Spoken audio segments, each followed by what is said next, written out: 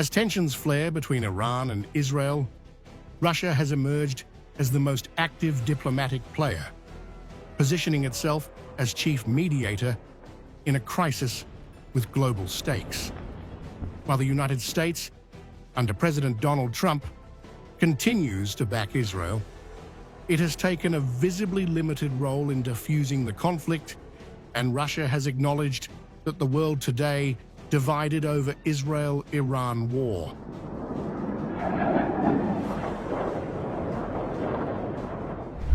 Of course, we have paid attention to this, and we continue to pay attention to this.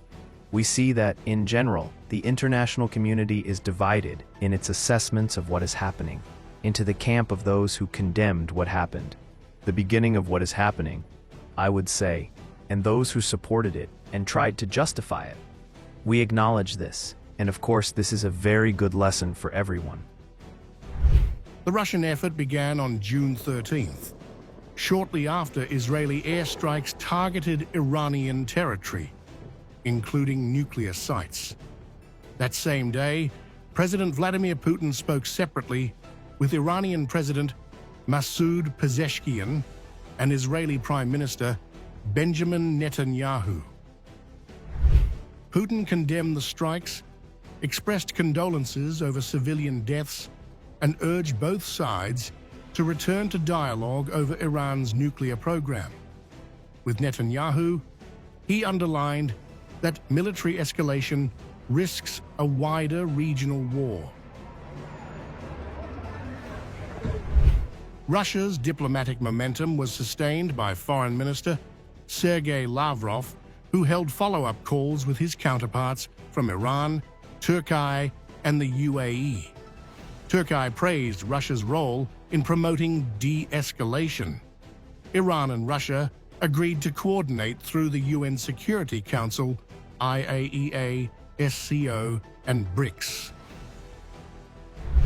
On June 14th, President Putin held a 50-minute call with President Trump.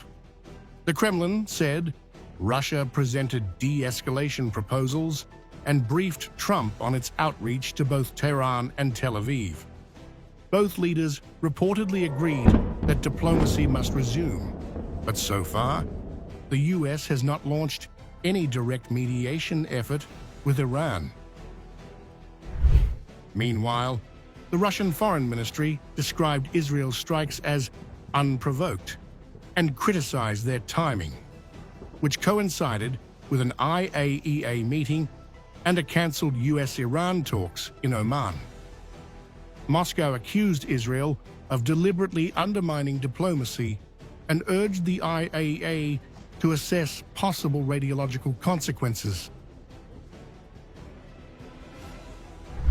On June 16th, Kremlin spokesperson Dmitry Peskov reiterated Russia's readiness to mediate. He warned against language suggesting regime change in Iran and recalled Moscow's earlier proposal to store Iranian uranium abroad, a plan now complicated by the airstrikes. You know that over the last few days, Putin has had a number of important international telephone conversations. He has spoken with Mr. Netanyahu, Mr. Pezeshkian, and President Trump.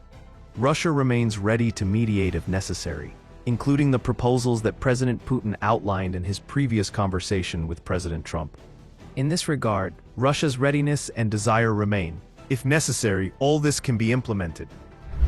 The Shanghai Cooperation Organization, including Russia, China, India, and Iran, also condemned Israel's actions as violations of sovereignty. The bloc called for political solutions and warned of the consequences of targeting civilian and nuclear infrastructure. As the crisis deepens, Russia is leading diplomatic outreach, coordinating across capitals and institutions, while the United States appears aligned with Israel but absent from peace-building efforts.